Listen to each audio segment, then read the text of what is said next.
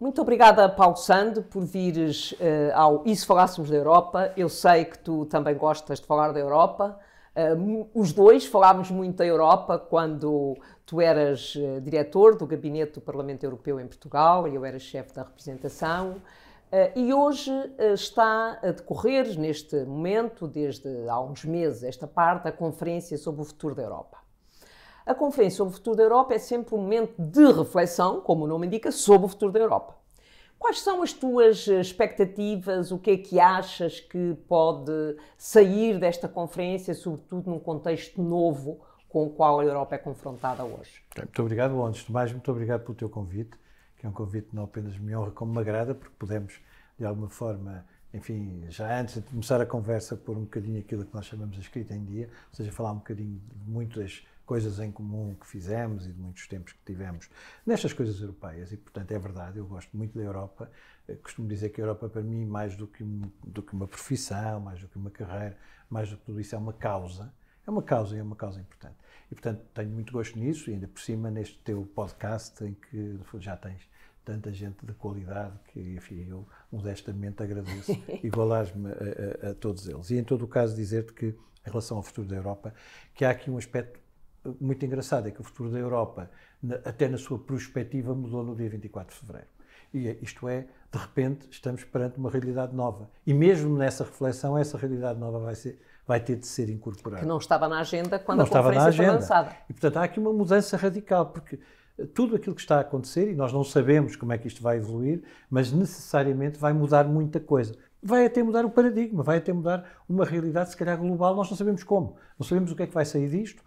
Hoje também, no dia em que estamos a falar, a União Europeia está a falar com a China e, portanto, estamos aqui perante uma realidade que é global e que pode mudar muita coisa. E é isso também que a Europa, ao pensar o seu futuro, vai ter que reagir.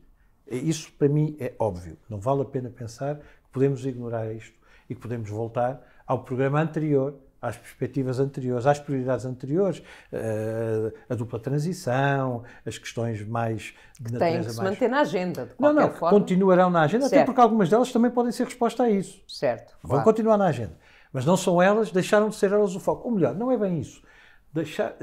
O que condiciona, sobretudo, a discussão vai ser esta nova realidade. Porquê? Porque ela, no fundo, devolveu à Europa uma interrogação que a Europa não fazia sobre o seu futuro e que agora passa a fazer obrigatoriamente, que é como é que pode, nesta nova realidade, a Europa continuar a ser relevante. E o que é que está aqui em causa? Está muitas destas coisas de que temos falado nos últimos tempos. Está a questão da defesa. Eu diria, em primeiro lugar, a Europa de repente percebe aquela ideia de que, como é que é, os Estados Unidos são de Marte e a Europa é de Vênus, os Estados Unidos defendem a Europa que vive no seu paraíso kantiano. Sabe? Não, e é preciso nós termos em conta, quando se decidiu criar uma cooperação estruturada permanente em matéria de defesa em 2016, se não me engano... E só se concretizou passado uns anos, aliás. E foi muito difícil, porque era uma cooperação estruturada permanente, exatamente porque nem todos os Estados-membros se associaram a essa iniciativa. E não fazem parte.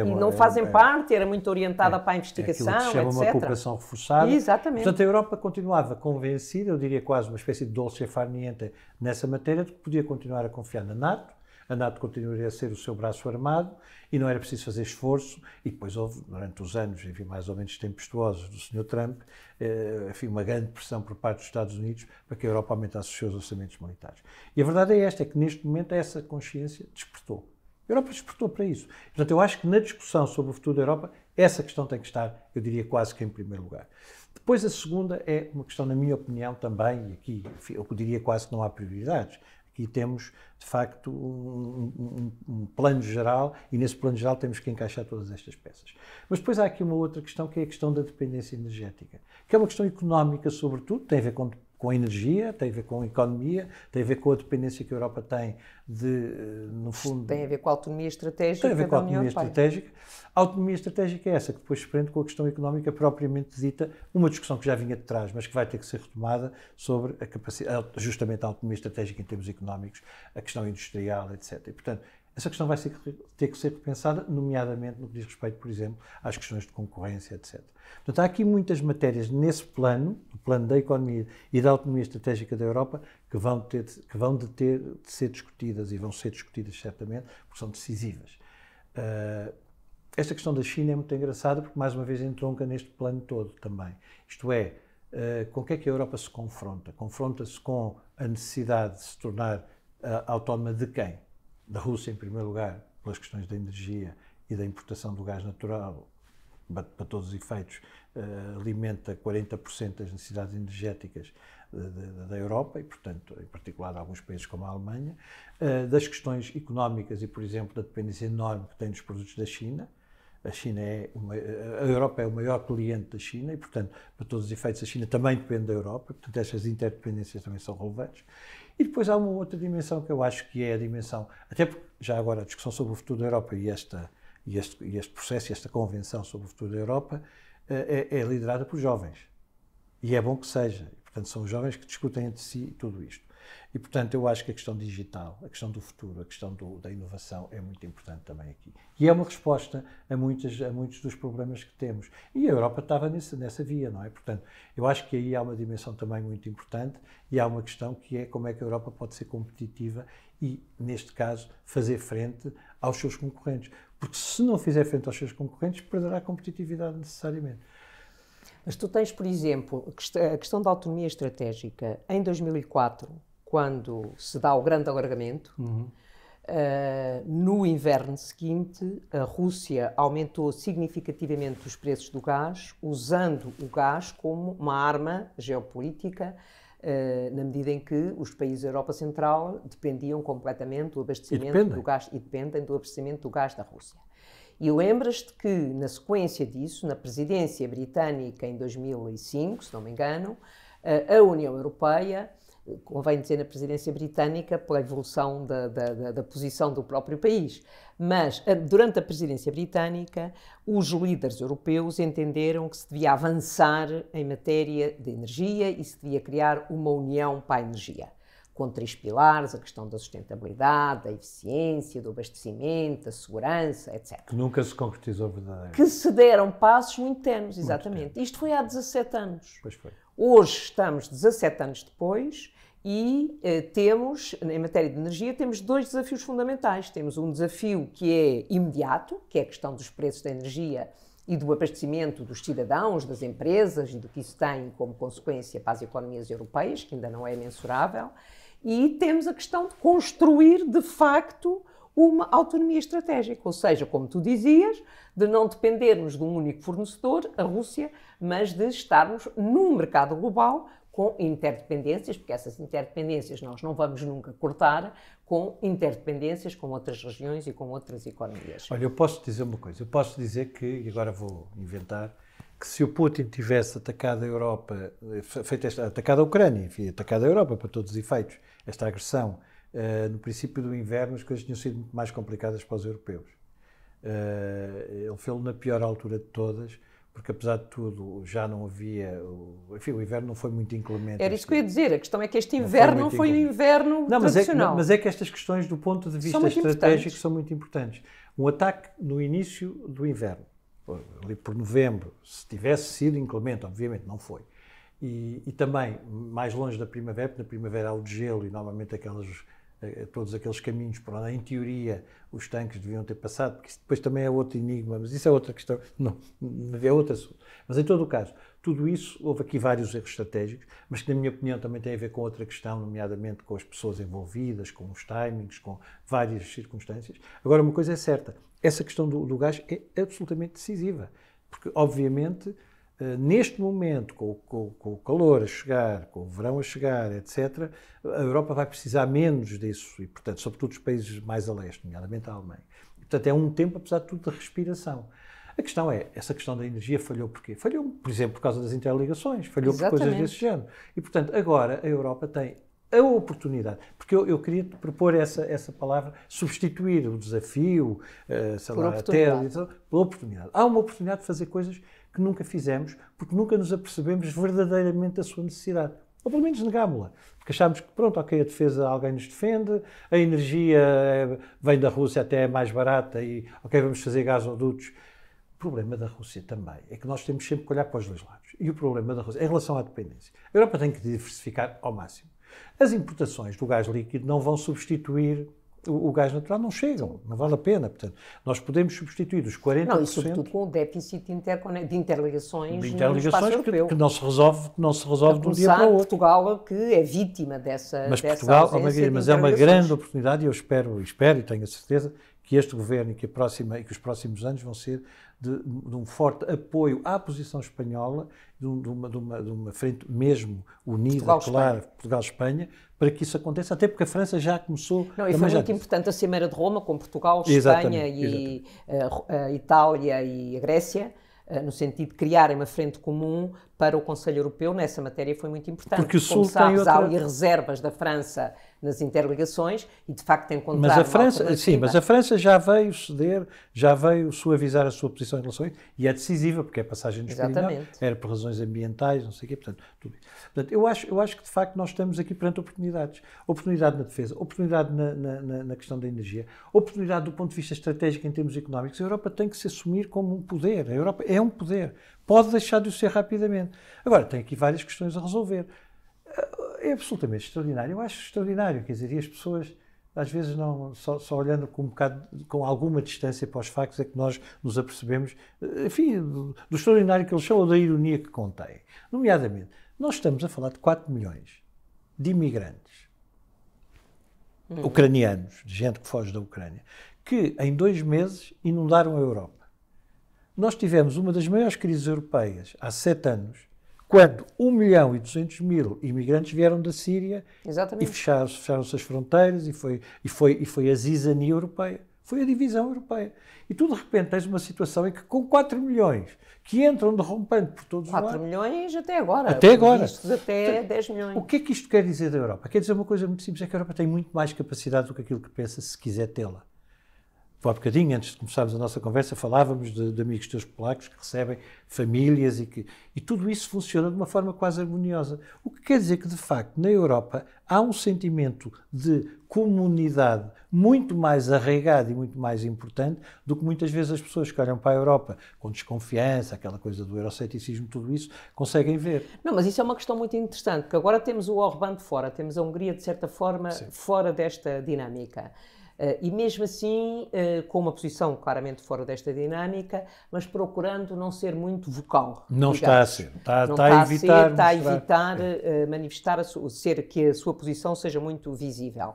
Mas o que é facto é que, se nós olharmos para trás, a Europa às crises consegue reagir de forma unida. Sempre. Ou seja, a ideia que nos dá, que nós temos, é que sempre que há uma crise, é uma coisa positiva, ironia positiva para a União Europeia. Ou seja, a União Europeia consegue unir-se para responder a essa crise. Foi isso com a crise da Covid, com a resposta económica, com a criação deste fundo, com o Eurobonds. Foi quando nós falávamos em Eurobonds atrás, consideravam-nos ingênuos, utópicos, etc. E houve uma resposta comum da União Europeia.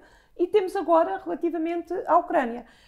Evidentemente, eu não estou certa que, quando passarmos desta fase, quer dizer, há de facto uma abertura imensa relativamente aos ucranianos e que chegam à Europa e apoiar os ucranianos que estão na Ucrânia e apoiar a Ucrânia. Evidentemente, quando nós tivermos que passar para a fase seguinte, designadamente como é que nos vamos relacionar com a Ucrânia no futuro, se vamos aprofundar o acordo de parceria ou se, pelo contrário, a Ucrânia se pode transformar num Estado-membro da União Europeia, tendo a pensar que aí a unidade já não vai ser tão fácil como agora, mas agora temos claramente uma unidade europeia para responder a esta crise. Aliás, nós até podíamos dizer uma unidade europeia alargada, porque tens países que não pertencem à NATO a participarem como convidados e exatamente na mesma linha política que os países europeus da NATO. E tu deste o exemplo da Hungria, porque é de facto um exemplo interessante. Ao mesmo tempo, a Hungria tem neste momento um problema.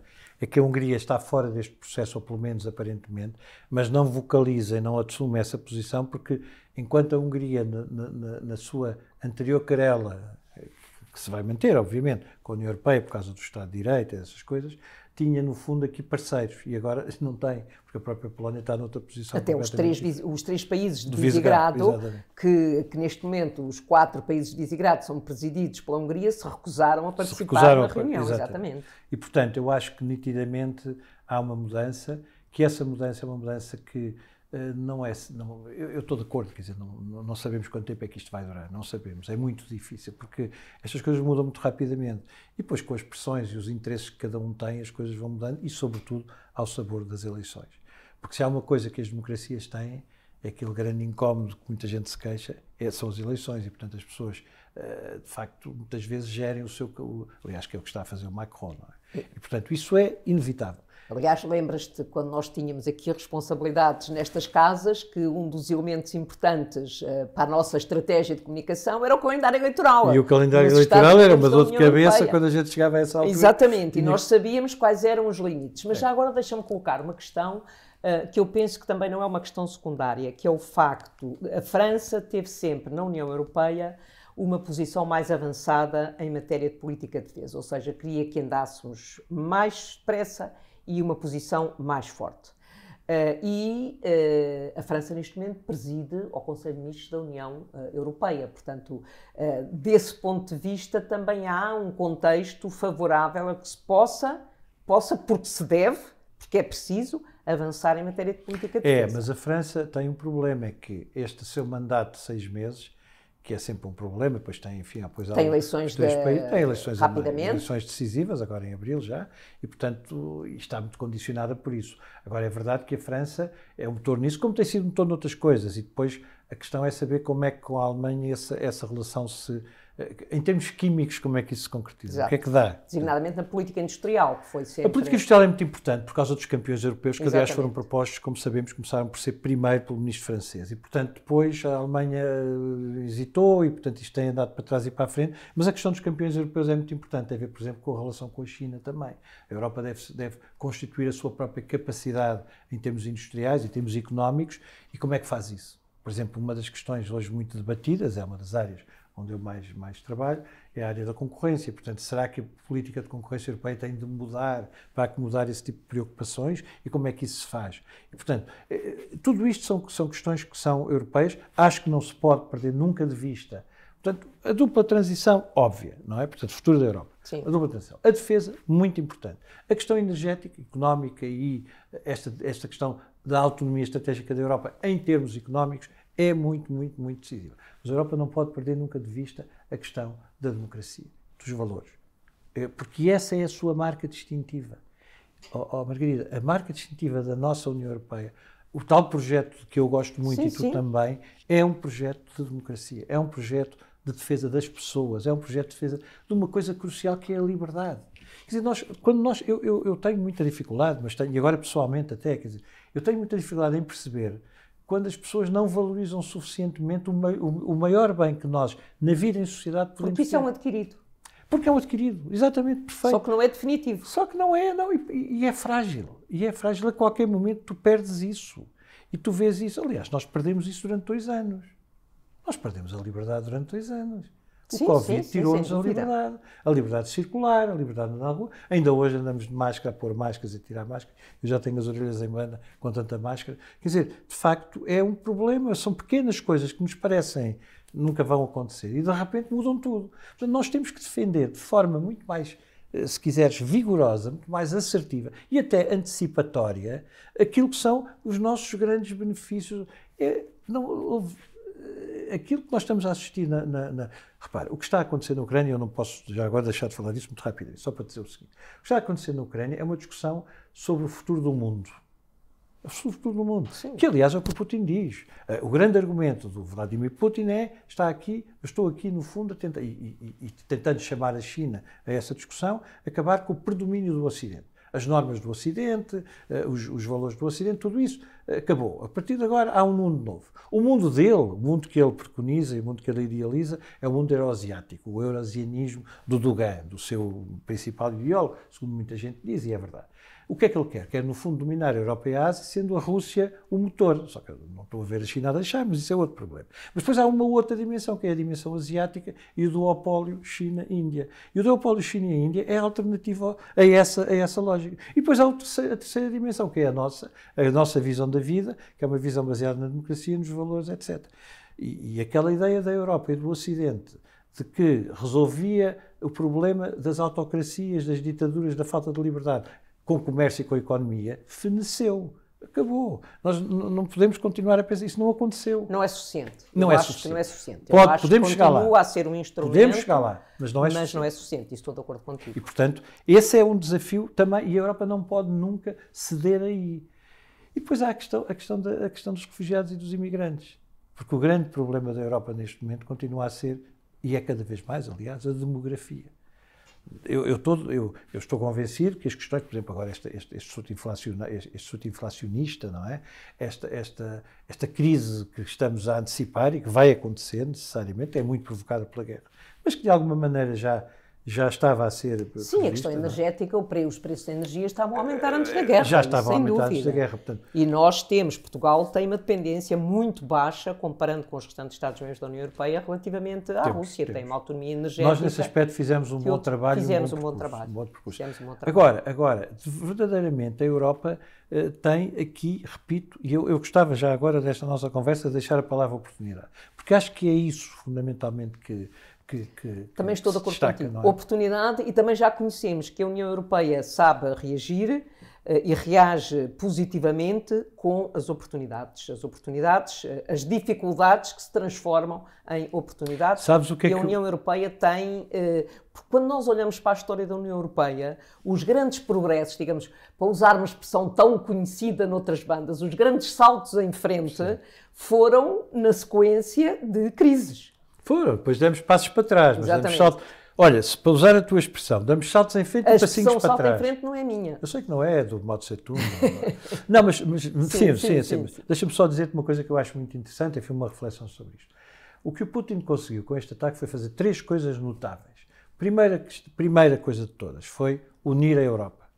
Dar à Europa um sentido de identidade baseado na necessidade de responder a isto, etc.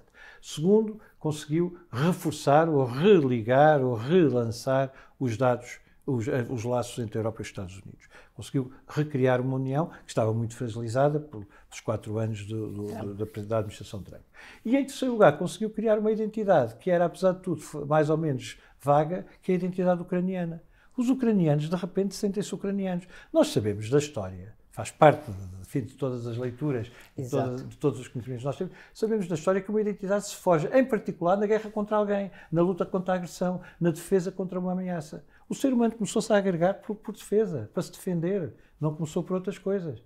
Nós precisávamos nos unir para nos defendermos das ameaças e aí criávamos uma identidade. O que o Putin fez aqui foi fazer isso. Portanto, a Europa mudou, transformou-se. E depois há essa discussão entre os 3 grandes polos do futuro. O que é que vai ser o futuro?